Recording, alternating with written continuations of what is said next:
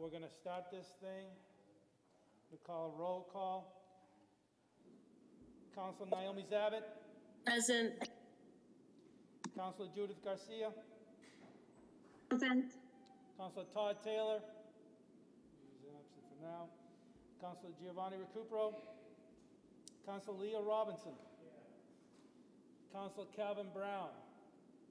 Currently absent. Councilor Damali Vido. Present. Councilor Melinda Vega. Here. Councilor Yamir Rodriguez.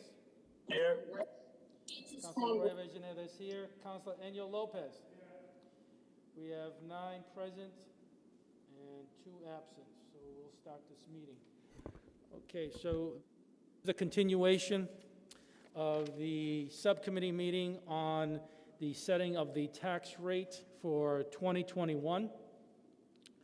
Joining us here, in addition to the councilors who stated they were present, is the city manager, Tom Ambrosino, our assessor interim, Jim Sullivan, and I invited Alex Train from the Housing Community Development because there is a proposal in relation to the setting of the tax rate for $750,000 to be transferred into additional funding for the Home Stabilization Act. And I thought it just made sense to invite Alex tonight, since we're talking about that funding, to answer any questions that may arise. I'm going to start off by just saying, if the city manager is in mind, just to comment on some information and a meeting that I had personally.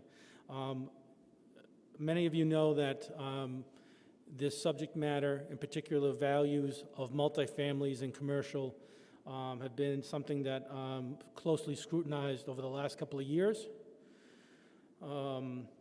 I had been looking forward to seeing an improvement from what I saw last year, and I stated my concerns about it. Meeting privately with the city manager and the interim assessor, I think it's fair to say that they agree there's some work that needs to be done on multifamilies, and particularly the large ones, in order to have them come up to a what I would state is a fairer number for all stakeholders who have to pay the $62 million levy in their share. I don't want to take up any time, only that was going to go on and privately talk about the values that I saw. I will share with any counselor who wants to privately look at what my spreadsheet states or how I came to my opinion. Wants to, I'm more than happy to go over that with you. I will not do that here tonight. Just again, I think the assessor and the city manager agree that work needs to be done. I just have 2 questions. One will be related to the assessments, and then later on I'll talk about the 750. So solely on when it comes to the valuations, and I'll ask this to the city manager and the interim. In that private meeting, you stated that at this point in time, there's nothing much that we can do with those values that we have. That's what we have to work with, and we are where we are. Because this is a concern with me, at what point between now and next year would you say, is it possible to have these numbers come to the attention of the city council so that we can review them before it becomes too late? Because I'm frustrated that in November of both years, when I'm reviewing these numbers and am not satisfied with the valuations, that I'm told it's too late and these are the numbers. When would a concerned council like myself be able to have a look at those numbers and say, it's not, I don't agree with them, and I think something needs to be done? Because I don't want to be back here next November and being told that it's too late again. So is it a fair question for me to ask, when is it possible for us to see those numbers and state that it's not too late?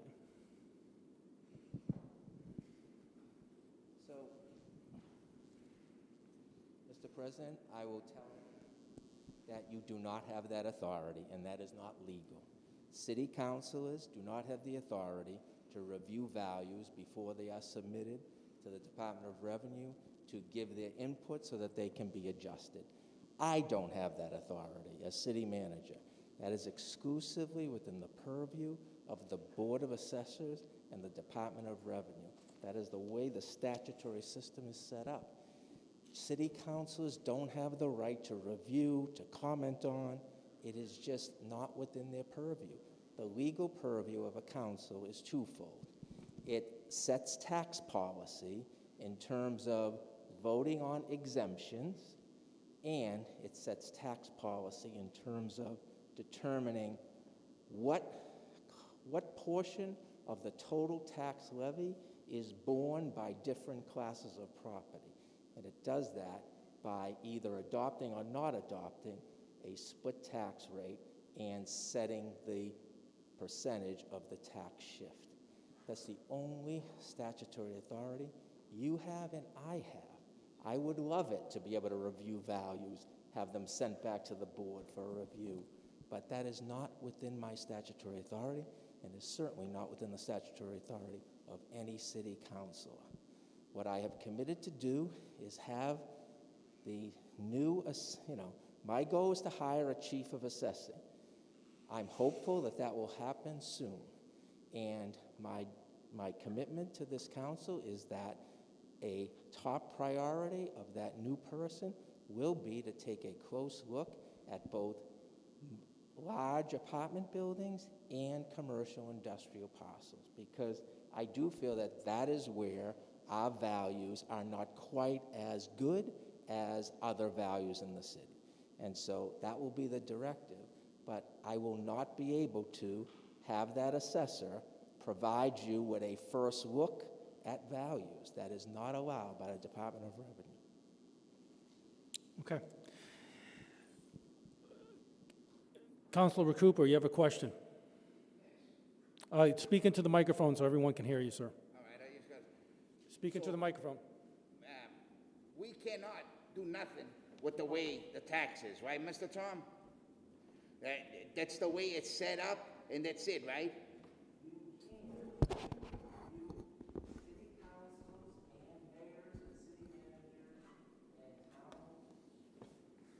Selectmen do have a role in this process.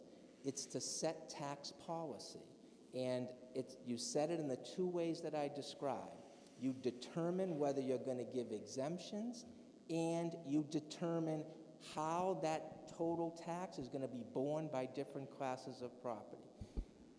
For tonight, I am recommending that you make those policy decisions to the maximum extent allowed by law to favor owner-occupied residential parcels.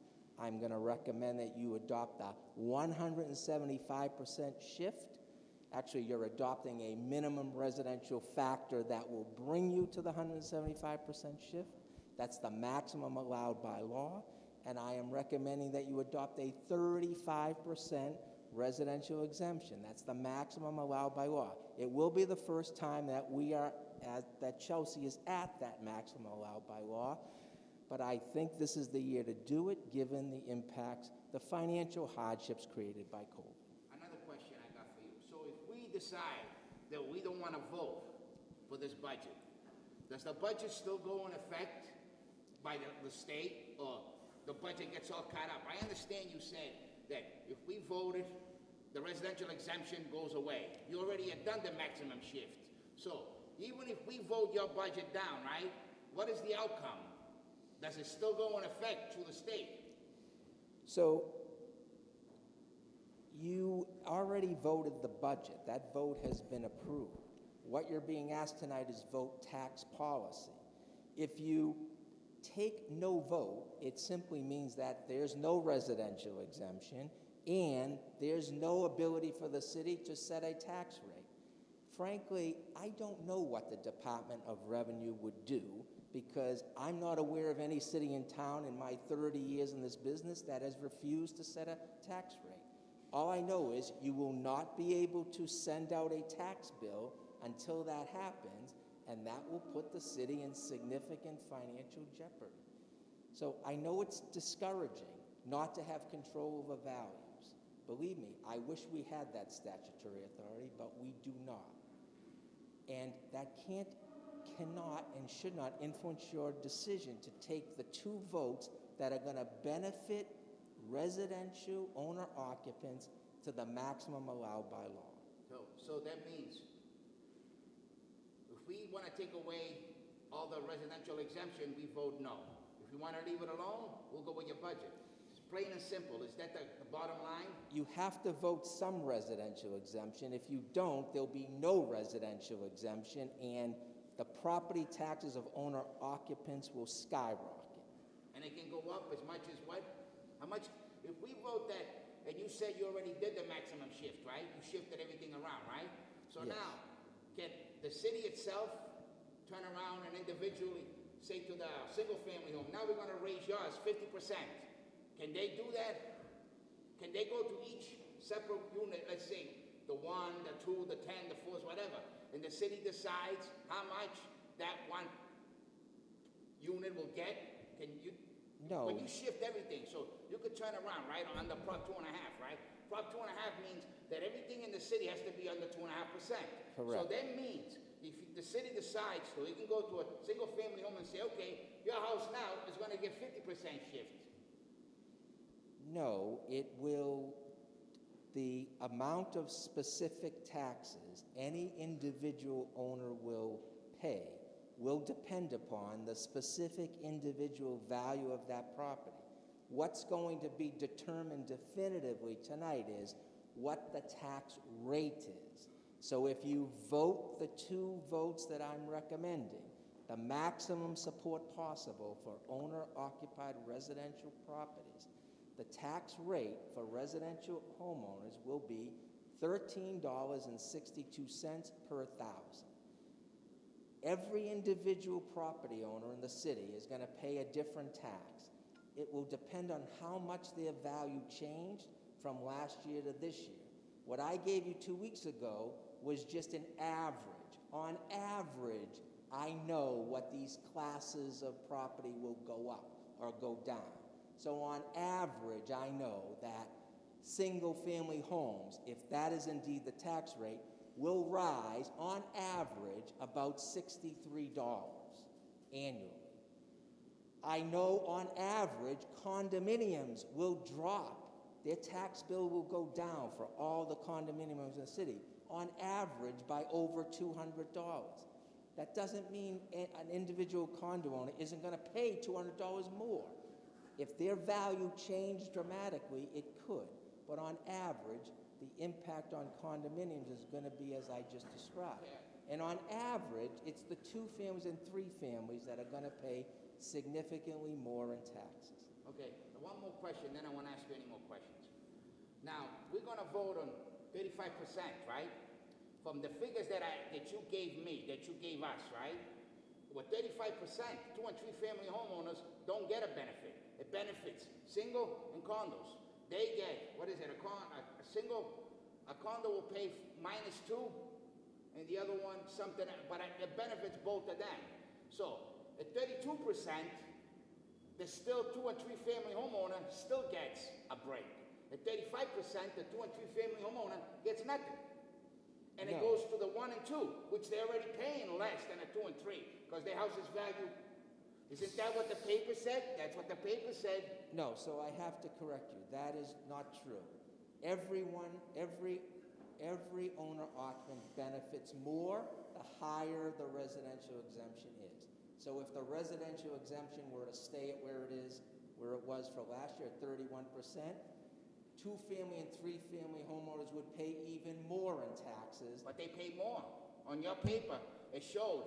You have the paper you gave me. You showed, right? At 35%, the 2 and 3 family homeowners don't get a break. The ones that get it is the ones that are 1 and 2. So Isn't that what that paper says? No, what it says is different. So I can tell you specifically that if we were to state, and I'm just going to focus on 3-family homeowners, owner occupants that own 3-family homes. If you keep the rate at 31%, the average tax bill for that person will go up $910. If you increase the residential exemption to 35%, the average owner of a three-family home will see their tax bill rise not by $910, but by $767. But at 35%, right, in that paper that you have in front of you, right? Why is the one in condos get a break and the 2 and 3 don't get nothing? The taxes still increase from there, what is it, 14, 16? I don't have it in front of me, but they are minus. So if you say it doesn't make a difference, right now, what do we got, 33%? 31%. 31%. The 2 and 3 still get a break. With your paper, when you increase it, they don't get no break. The only one that are down is the one in condos. They'll be down. It's nothing against condos or anything. It has to do with a lot of people rent homes. They rent in 2 and 3 family. So if you shift it all to them, these people are going to pay more. The landlords are going to charge these people more. So the tenants are the ones that are going to pay the difference. Because a landlord really doesn't matter to him if he pays $600 or $500. Like you say, an average three-family tax year will go, what, $700? Correct. Okay, so do you think the landlord cares? He's going to put it onto the tenants. So the tenants are the ones that are going to suffer because they won't be able to. Then it depends what kind of landlord you have. But to your paper, right, from what I see on your statistics here, it says three families still go up. There's no minus. You look at your condos and single family, there's a minus. So minus means they're not paying as much. Their rate went down instead of going up. So why does a 2 and a 3 went up? You say it didn't go up, but then it should have been minus on all of them, right? Those went up because that's the classification that saw the greatest increase in value in calendar year 2019. But I don't understand that, Mr. Tom, because you've got single-family homes, right, that are valued at $600,000 or $700,000. Then you've got three-family homes that are valued at $600,000, $700,000. So how can it be that a single family that's valued almost as much as a 3 ends up paying a lot less than a 3 or a 2? An average 2-family in this city sells for $600,000, 6 1/4. You can ask the assessor. But there's average condos because they sold them up the street. An average condo is selling for $600,000. That's a condo. So now you're going to tell me that a condo, which is selling for $600,000, is going to get -4, and a three-family homeowner is going to pay twice as much when it's only maybe $100,000 difference between them. Because they've been selling, I've seen them, Roy, the council president can attest to it, they sold condos on Central Ave for $500,000 and $600,000 in each one. That's one condo. So if a three-family, the maximum that it's worth, let's say $700,000, you say the average, right? So why is a three-family or a two-family paying so much tax when a condo is practically almost worth the same and pays no tax? So that's not factually accurate. So if you have a condo that's worth $700,000 and you own a three-family that's worth $700,000, you will pay exactly the same tax. But you go on the average. You say the average. You don't particularly pick one house. You average them out. So if one house is worth $600,000 and the other condo is selling, and 10 condos are selling for $3, then you're going to get the 10 condos that are selling for $3 because you're not going to one specific one. And you're doing the same thing with three families, right? You're not just, you're picking what the thing is selling around that area, what the market is worth around where you go, right? So you have condos, depends the part of our city, which pays the most, right? Because and within our whole city, nobody has the same tax rate. It goes according to what your property is worth. The tax rate is the same for everyone. The amount of taxes you pay differs depending upon the value of your property. What your house is worth, right? So does that vary from area to area? It can, yes. Values will vary from area. So a single-family home in one area may not be worth as much as single-family homes on average in another area. That doesn't mean there isn't a specific single-family in one area that may be highly valued for whatever unique reason. So you're saying that some parts, right? Excuse me for interrupting. So some parts of our city that have three-family and two families, right? their tax rate won't be the same as some parts, whatever. So they should be seeing a decrease instead of an increase. Their tax rate is always the same. It depends on their value, and that will determine how much actual money they are But required. I understand you charge $13 and something for each, but that's the rate you charge for what it is, right? But that's not the rate of the value of the home, right? You determine what your house tax is gonna be by the value of your home, right? Correct. That's what I want the people to understand. They don't determine the 13, whatever it is. It's the value of your home that determines how much your house is worth and how much tax you're gonna pay. So it can vary from place to place, depending on how much your house is worth. Correct. So each one varies. They're not gonna pay all the same tax.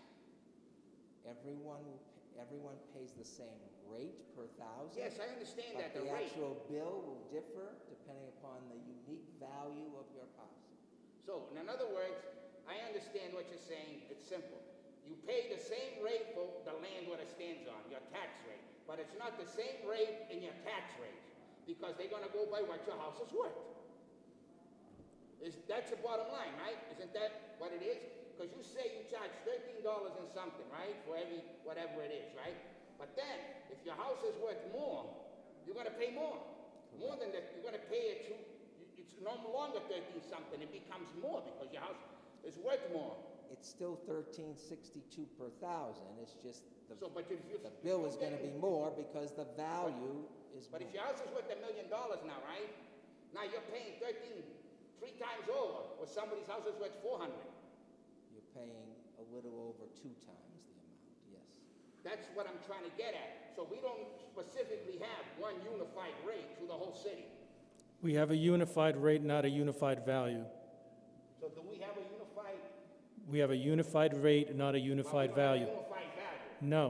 So the value is the one that changes among the area of our city, right? And that determines how much you're gonna pay, right? Correct.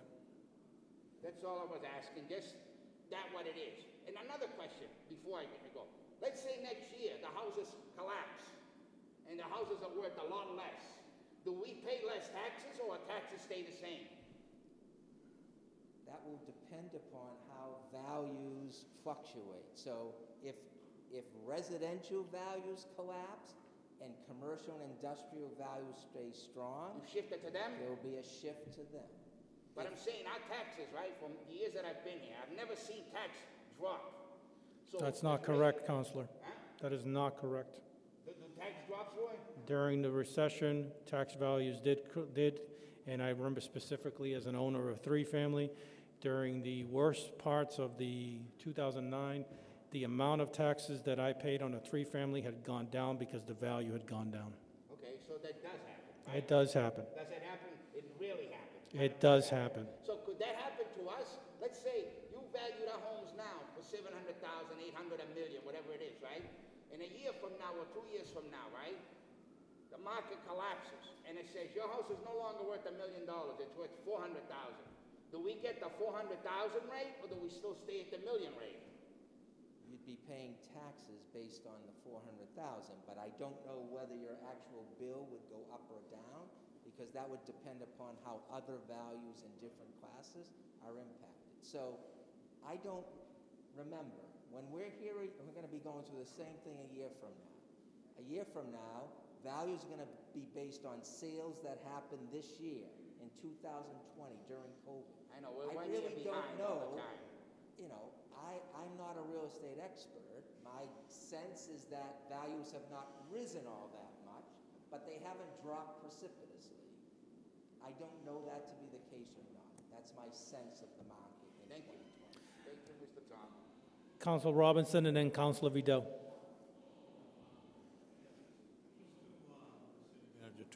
Two points. One is, when this new person comes on, can they be tasked with looking at the 4 units and above to capture maybe some things that we could be missing? That is going to be my highest priority for the new chief of assessor, is to look carefully at 4-unit plus properties and commercial industrial properties, because my own belief is those values need to be looked at carefully. And my other point is that we have some nonprofits that own property, and whether or not that we're recouping the kind of value we should be recouping from them. I know that in the past I've had this conversation with Mary Lou about it, and I know it's a tough thing because we might have to go to court to challenge what they're paying as opposed to what we think they should be paying. So, just as an aside, we are in court with several of the larger nonprofits on value, so they are contesting our valuations. Valuations on affordable housing properties are subject to different rules than normal market valuation. There was a case that got issued in May from the Appellate Tax Board that really hammered this home to municipalities, and a lot of values have been adjusted based on that case. So the bottom line is properties that are subject to tax credits, low-income tax credits because they're affordable housing, they are valued differently and must be valued differently as required by Massachusetts law. Those were my 2 points. Councilor Vido? Is she on, can't hear it. Is someone, is she muted?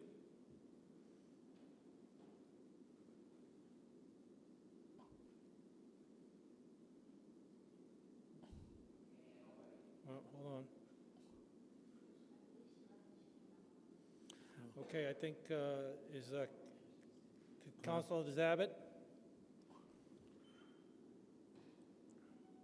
Yep. Oh, my question. Tamalia's back? I'm back. Can you hear me? Yes, we can hear you.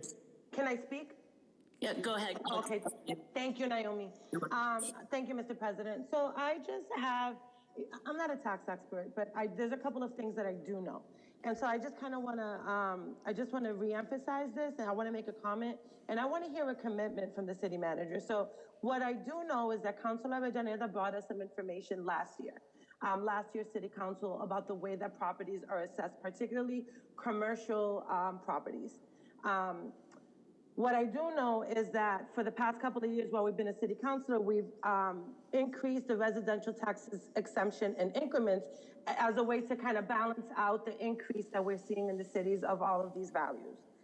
And so I hear you, city manager, when you are asking us to shift the 175% over to commercial, and now you're asking us to go to 35% for the residential tax exemption, and that's fine. As councilors, this is what we're supposed to do, and use the tools that we have in our toolkit and employ them to counter these adverse effects on our residents. But I feel like we're running out of tools, right? Once we get to 35%, we have nowhere else to go. And so I'm concerned that, yeah, we're talking about residential folks paying 1362, but when we really look at the math of some of these commercial properties, that they're paying very close to that as well, and that's a little concerning to me. So I guess my fear is we're in the middle of a pandemic. We know people have lost jobs, people are struggling, and I'm extremely concerned that this has not been a priority. And so I want to hear something a little stronger than, yeah, we're going to hire someone to look into these properties. I want to hear that we're actually going to do something about it, because I am really tired of the little man and small homeowners bearing the burden of the economy and carrying the world on our backs, while these big businesses and big people with the capacity to be able to pay more getting these breaks. And so I want to hear something a little bit more aggressive than, yeah, I'm looking to hire someone. I want to know that we're going to aggressively get on top of this, because this is not something that we're just learning about. And we know that the effects of COVID, we're going to see them in the future. So I want to hear something a little bit more like, yes, we're going to do something, and I want to hear that commitment from the city manager. So I want to take a very close look at both large apartment buildings and commercial industrial properties. And that was our goal a year ago, but we were stymied by unforeseen circumstances. We were hit by COVID, and we lost a chief assessor. So it made it very difficult for us to make a whole lot of progress in this assessing area. Our goal was to hire an expert to help us specifically on commercial industrial properties. You couldn't get an expert during COVID to come out here and do that kind of work. So it is my intention to hire a chief assessor and make this a top priority, including hiring the expert. If we need outside expertise, is to hire that person to assist the assessor to better value these larger parcels, including both large-scale apartment buildings and commercial industrial parcels. Now, we're not going to be able to raise those values by 40% next year. The Department of Revenue is not going to allow you to have that kind of extraordinary increase in any one class of property. But I do think that we need to take a careful look, and if some of these parcels are undervalued, which I have no doubt some are. I mean, it would be crazy for me to stand up here and pretend that our values are perfect. They are far from it. But I do expect that we'll be able to make progress each year in making these values closer to their actual real assessed value. And it's those two areas that I have the most concern about. I feel that we pretty accurately assess singles, twos, threes, and fours because we spent a lot of time on that at the specific direction of the Department of Revenue. Remember, as Mary Lou pointed out, when she first arrived here, she was under a directive from DOR to carefully look at all values, and she had to start with the properties that had the highest numbers in the city, and those are singles, condos, twos, and threes. So DOR required her to focus there first. I think we're pretty good on those values. Now we need to focus on these areas where there may be some concern. So you have my commitment. I hope to try to pull, we're vetting a specific candidate right now for chief of assessing. Things can fall apart. I'm hoping they don't. If they don't, I expect to have someone on board by the first of the year, and this will be the top priority. I just want to reemphasize that we as counselors have nothing left in our toolkit once we go to 35% to counter the increases. And I know you're saying that COVID kind of sidelined some of these conversations, but if I remember correctly, when Councilor Avellaneda brought it to us was months prior to COVID, and I feel like there was a lot of back and forth, but I don't remember there being a clear consensus that this was going to be a priority.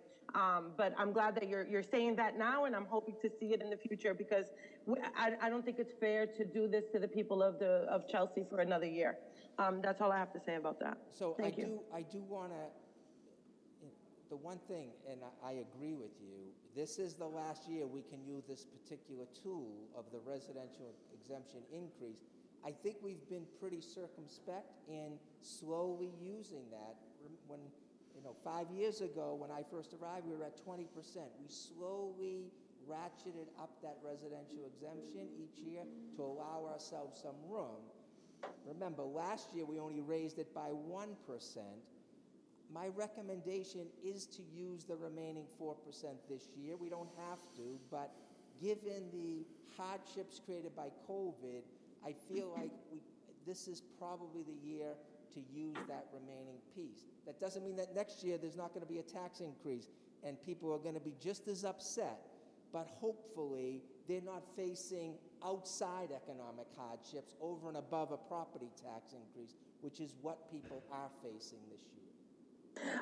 I agree with you, and this is where the city council does have power, right? And so we have increased, and we're going up to 35%. My point is, we as a city council have done our due diligence, and I want to see that same level of effort on behalf of your administration, and I haven't when it comes to this. So that's basically what I'm saying, and so that I want to see us kind of grab the bull by the horn, so to speak, and do a little bit better in terms of trying to address some of these issues. Because the fact of the matter is that we may have done some progress, but the way that some of these commercial buildings are assessed, and Councilor Avellaneda continues to enlighten me on a lot of these properties, we're falling short. And it falls on the backs of the people that actually help to keep residents in the city, the people that are fighting against gentrification, the people that have been here through the good, through the bad, and we continue to shaft them, and we just need to, I just want to see more urgency. I feel like I'm beating a dead horse. I'll stop now. I just want to caution that it doesn't mean next year we're going to just be able to raise across the board commercial industrial properties by 40%. That's not going to be allowed by the Department of Revenue. I understand, but a little bit of equity can go a long way. Councilor Zabit. Just circle to, within the purview of Speaker and Council, we are not allowed to address the way that homes are passed, but individual homeowners question, especially for if a homeowner we purchased and the home was valued amount, home was purchased for amount, and yet the value which it's assessed is a lot higher, then that can an individual then question. It was kind of staticky there, Counselor, so I'm going to hopefully that you're asking the city manager, if I can piecemeal it, that in instances where there has been a recent purchase of a home and maybe they're not, they want to combat the valuation that they seek, what avenues do they have to address something on an individual basis? So every single owner has the statutory right to pursue an abatement if they feel that the specific value of their property is inaccurate. And they have to do that within 30 days of receipt of the mailing of the first actual tax bill. The first actual tax bill is mailed on January 1, and so typically you have until the end of January to file for an abatement. You have to do it within that window. The statutory rules are strict. If you're 1 day late, you are out of luck. You have to file within that 30-day window. So to be on the safe side, file before January 30th. But everyone who thinks their value is inaccurate, whether you're a commercial, industrial owner or you're a residential owner, you have a statutory right to seek an abatement. And we give lots of abatements to people. People file abatements all the time. The assessors take a look. They go inside the home. They may find something that they didn't know. It may be older than they thought. They may have the wrong, some specific facts about the house may be inaccurate. They come in the home, they assess it, and they can adjust your tax bill. So that's a statutory right, but again, it can only be exercised within 30 days of that first bill. Thank you. Tom, I don't see Alex here, but, okay, so we'll come back to that. I just have a question. You state that it would be very difficult for, say, properties to come in 1 year be one value and then another to rise a value of 40%, that there would be some objections to that sort of dramatic increase from DOR. But I asked you in certain instances, for example, I had a property that was purchased for $850,000, and then I got a valuation to $1.4 million the very next year. Successfully abated it, but there was a valuation, initial one, of 1.4. That obviously was way above the 40%. Additionally, in our private meeting, we saw by mistake a valuation went from a parking lot that was of $5 million, $6 million. Today, it's $41 million. Obviously, that was a much higher rate than 4%, than 40%. So I'm asking you, if there are methods of actually going out and properly evaluating, parcels, and it's above the 40%, why do you think that DOR would object if somehow we were able to show that they were very much undervalued and/or can be increased by that over 40%? Because I've seen it individually on parcels. So I'm curious to ask, why do you think that if we, as a council, send the marching orders to the assessor's office, say, we believe that there's an undervaluation of commercial and multifamilies in our city, that somehow DOR would state we can't go above the 40% mark if, in fact, that we find out that their valuations are way off kilter to start off with? Yeah, there's no question that individual parcels can go up more than 40%. I'm just saying, if the DOR saw that your entire class of commercial properties went up by 40%, or your entire class of 9+ apartment units went up by 40%, every one went up just by 40%, I think that would raise eyebrows at DOR. Now, if somehow you were able to, when they raised eyebrows and came back to the assessors and said, this doesn't seem right, it's not possible, and somehow the assessors were able to establish, to the DOR's satisfaction that no, in fact, we've done this, this is why every one of these parcels went up by 40%, yes, I just think that's unrealistic to think in 1 year you're going to capture that level of value. So just trying to get expectations where they should be. I do think that our goal should be to look carefully at these properties. I don't want the expectation to think next year they'll all be up by 50% and we'll have shifted this whole amount of value to commercial industrial parcels. I just don't think that's a realistic expectation. But I'm not in the assessing world, so the marching orders will be these properties need a careful look. Okay. If there's no other questions regarding the assessor's office in particular, and we can talk about the 750 unless, Councilor Lopez. Voice my concern about commercial and industrial buildings paying less than a family homeowner who lives and tries to survive in Chelsea. And I see that I can't understand that. And also, if we give the 35%, right, how can we help homeowners next year to give them a break on taxes? How can we help them? We are not going to be able to give taxpayers any further break next year. 35% is the max that, unless the legislature allows for a higher percentage, which is very unlikely, we are not going to be able to give more of a break. And I can tell you, it's not our desire to undertax commercial industrial parcels. I can tell you that many commercial industrial owners think they are overvalued. We have hundreds of cases in the appellate tax board from commercial property owners who claim we've overvalued them, not undervalued. So, this is a contentious issue with a lot of commercial industrial property owners that believe they are overvalued, not undervalued. It's the same with apartment buildings. We are in court with multiple owners of large apartment buildings who contend that their values are not undervalued, they're overvalued.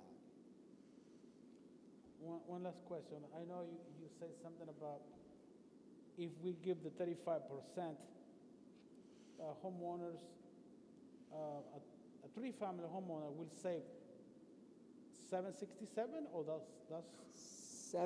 that's an average. So it doesn't mean every owner occupant of a three-family home is going to end up paying another $767.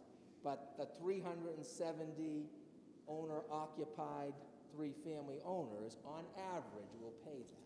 Some will pay more, some will pay less. That's just an average. But it's the only way we can only calculate by averages. You'd have to look at each individual owner's value to determine how much more or less they're going to be paying compared to last year.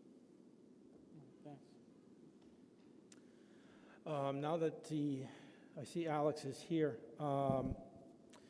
I wanted to state that the city manager has proposed to us that we add an additional $750,000 to the home stabilization account so that maybe homeowners that may feel pressure from the increased tax that are about to see in there and come January, or December rather, may apply.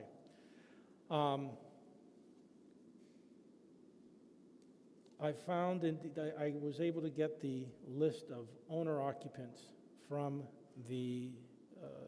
from Jim, our interim assessor, and if I can pull that up, saw that the number of assessors, I'm sorry, hold on, let me see if I can get that. Close to about 2,800 properties are taking advantage of owner occupancy. And the question here is that there's some concern by the counselors that homeowners will not be able, the owner-occupant homeowners will not be able to benefit from this extra $750,000. And if it wasn't a better way to try to direct the 750 to owner-occupants via a different type of program and a scale. For example, for every condo owner, for every single-family owner, they get $150, and every two-family, $250 credit, and every three-family, $350. That budget that I have announced, or that the numbers that I ran, based on the numbers that Jim gave me, equals close to $600,000. Does that make more sense, or is that possible to do, Tom, versus doing the home stabilization? Because I think after reviewing the home stabilization account, there may be some homes that don't qualify, and also there may be a lot of paperwork needed to be had or submitted to get that sort of money. I would say anything's possible, but what you propose, I would not recommend. Doing it through the homeowner stabilization program will allow for us to help those people who are really facing a hardship by this tax increase. You know, I know people won't like this, but not every person who has to face a tax increase is going to be in a hardship situation. We have lots of people who aren't necessarily impacted by COVID. Their job may have not been impacted. They may have, they may be in a much better financial position. We can help those who need the help most by having a program that simply says, apply. This is just one factor we're going to look at. What I'm concerned about is currently the homeowner stabilization program, the program that we have to help homeowners, is insufficiently funded. It's only funded at $250,000 that came exclusively from the Affordable Housing Trust Fund Board. We funded the rental assistance program at $2.5 million. So I want to give at least $1 million towards this homeowner fund to have homeowners who really are impacted, not just by the property tax potential increase, although that could exacerbate their situation, but just generally impacted by COVID. I think the best way we can help those people is have this program where if they're impacted, whether it's because a renter's not paying them rent, they've got other kinds of bills, they've lost their job, or their property tax just went up and it's exacerbating their existing situation, they can apply. And our applications tend to be quite simple and based on self-certification. We typically don't require lots of paperwork. We certainly didn't require it in the Chelsea Food Debit Card program, and the instruction is to make our applications as simple as possible.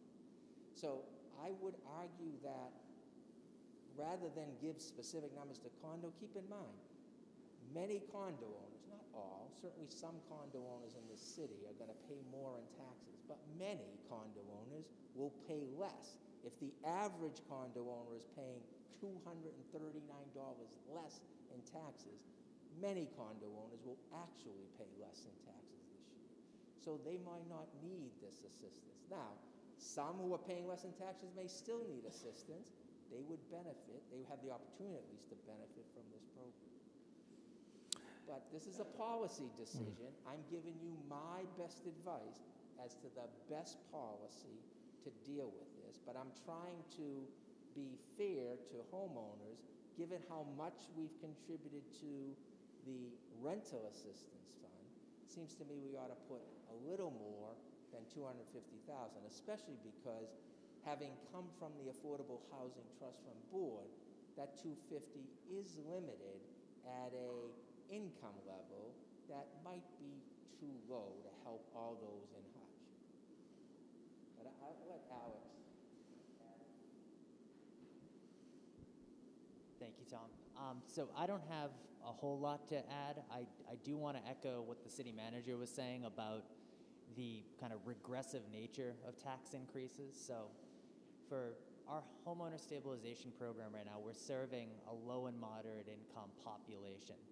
That low and moderate income population will be extremely burdened by any increase in their taxes, including this increase you're discussing.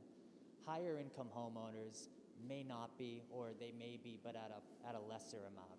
The way we have the program structured right now is to really take into consideration those low and moderate income homeowners and provide the relief necessary for them. One option to consider, though, would be to have a funding award set at the amount their taxes are increased. So if my taxes go up $400 a year, we could set a policy that I could only seek $400 a year through this expanded program. That way, we'll be able to serve a greater number of those 2,800 owner occupants. We have about 75 applications we fielded thus far through the existing program. I don't expect that we'll have sufficient funds to serve all of those, given the amount of funding that they've all requested and given the hardship those homeowners have experienced. So I do think this is the best vehicle in order to mitigate the impact of this tax increase. Councilors, any questions? Councilor Brown. I just wanted to ask the manager, with regards to the proposal for the money that he's asking, is he asking this to come out of our free cash, or is he asking to come out of the general stabilization account? If I'm asking it to come out of general stabilization, we don't have any free cash available yet. Free cash will be certified as of the close of June 30th. I expect that certification sometime in January, and I do think we will have some free cash available, even despite the difficulties in FY20, but it won't be available until sometime in January or February. So there's no free cash available for this, correct? Correct. We don't have any free cash available for any purpose because free cash has not been certified yet. Okay, but we do have free cash. I don't know the answer to that. I expect we will. It depends on what our books look like as we come to a close in FY20. But given the revenues in FY20, which did not drop off as precipitously as you might have thought, I do think we're going to end that year with some decent number in free cash. I just don't know what that will be. So, okay, But that money will not be available until probably late January, early February at the earliest. okay, that's part of it. But also, with the money that we're actually generating, isn't it true? Well, is it true that we're not generating as much money as we expected, and by continuously to use this money and take this money away will eventually put us in a hole? So we had at the spring of last year $25 million in stabilization. We've probably spent about 7 or 8 million so far. We're going to need to spend a little bit more of that. So yes, our reserves will be down considerably, but they are rainy day reserves, and it is definitely raining out there. And I understand, and I totally support some of that. But I also realize that as much as we try to even out the playing field here, I just see a lot of what I hear is that some residents realize that they don't have the opportunity to get some of these monies that the cities are allotting out. But everyone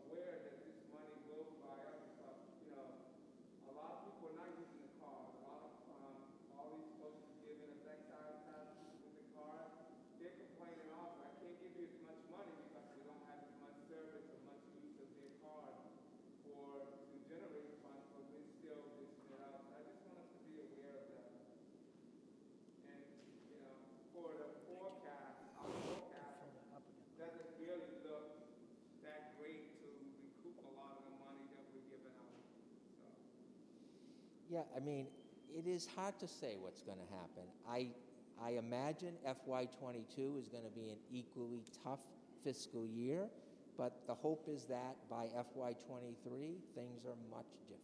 And that's sort of anyone's guess. Depends upon a vaccine, depends upon a lot of the economy coming back, and I think that's way beyond anyone's real knowledge as to what's likely to happen. I would expect that FY '22 is going to be an equally tough year, and we're probably going to have to use the same level of reserves we used in FY '21, which is roughly $5 million. So my last question, Mr. President. So out of the 25 million that we have, and we've already spent 7 million of that, do we have any of that remaining out of the 25.7, we track that down to 18, do we have a commitment for any of that money, other than what we're discussing? So, yes, we have a CIP that's going to need an infusion of reserves. We have a project for the... Just the dollars, if you can't just finish, if you give us the dollars. I would say we're going to need to use another 5 million or so. Thank you. Any other questions on the $750,000 loan program, or stabilization, rather? Seeing none. James, you didn't get a chance to talk. Is there anything that you would like to say to the City Council? I know that Tom pretty much answered any questions, but if you have any closing statements at all about the questions that were raised here tonight? I prefer to speak in the mic so they can hear you at home also. Thank you.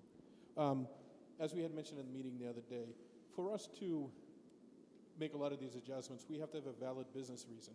It's not saying we can't go up 40%, but we have to exhaust reasonable resources in order to do so. That's why I mentioned the income and expense forms. We're not getting a great return or cooperation from the building owners. We can institute a fine if they don't comply. If they don't let us in, we'll give them the option. It is not a requirement they don't have to let us into their building to inspect it. We give them that option. Now that we gave them the option. If they say no, we can make assumptions. And that from there, once we get all our ducks in a row, we do the analysis. We have to gather the data, then we analyze it through CoStar. And we look at all the ratios, the potential gross income, vacancy rates by class, because even though they're commercial income-producing properties and they may be in a appraisal class of 112, which is 9 or greater, there'll be different classes based upon the quality and condition. So there's some subjective areas that we can look into. And we can make those assumptions based upon building permits pulled, effective year built. If it's a 10-year-old building, I feel safe to call it a 10-year effective age. Yeah, so that depreciation number will be different. And again, as long as we can back up all of our data, we can go ahead and make those adjustments. People will balk. They'll come in, they'll file abatements. That's fantastic. Then they have to let us in. We can, if we find out, well, we were way off in our assumptions, we'll grant them the abatement. If they don't like that, we don't grant them. The Board of Assessors, I should say, doesn't grant them the abatement. They have the right to go to the Appellate Tax Board. And that's right now. We have about 150 cases this year that people disagree with our values. But as long as we have a valid business reason for going in, and when we get somebody else on board, that'll free up somebody in office, most likely myself, that can go out and do that. Now, I came to this office 2 years ago. We had a batting order. Start with the condos, go all the way down, because that 75% of all properties are residential, and those values I'm content with. I think they're good for the condos, the 1, 2s, and 3s. That's the greatest relief to the taxpayer by taking those first. Even though the values of the commercial properties are larger, there's fewer of them, so the weighted average of the value is much lower. So we can go after those, but by going in the order of condos to 1s, to 2s, to 3s, it had a greater impact to the residents of the city. And like I said, I will give you my word is going out there and hitting the pavement. It's just a matter of getting somebody else in here to take over the office. I've been appraising for 30 years. I work for banks, mortgage companies, lawyers. I haven't done the assessing portion, which working with the Department of Revenue as much, but I understand the valuation and inspection piece. And I think that's where I'll have the greatest value to this project. And I certainly give my word to you folks, to the citizens, to the city manager, that we can go and get this done. Thank you. And I Can just I think, ask one last question? Councilor Vidal. Thank you. I just a question. I know it's not really related to the, well, actually it is. Does assessors have the capacity to undergo this project? Because I know we had Mary Lou before, we still had the issue. Now we're down Mary Lou, we're in a pandemic, we're looking for a chief. But is that enough to be able to undergo this task at hand? Well, we will augment it with the consultants, I should say. I'm sorry? We will augment this with the consultant that we'll bring in.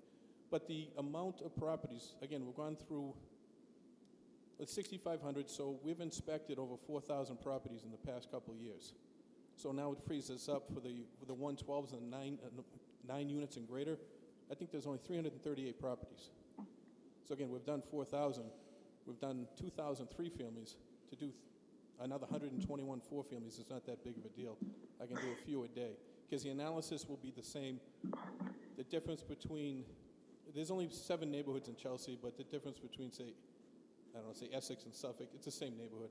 The analysis will be the same. It's a matter of getting in and doing the subjective piece on the condition.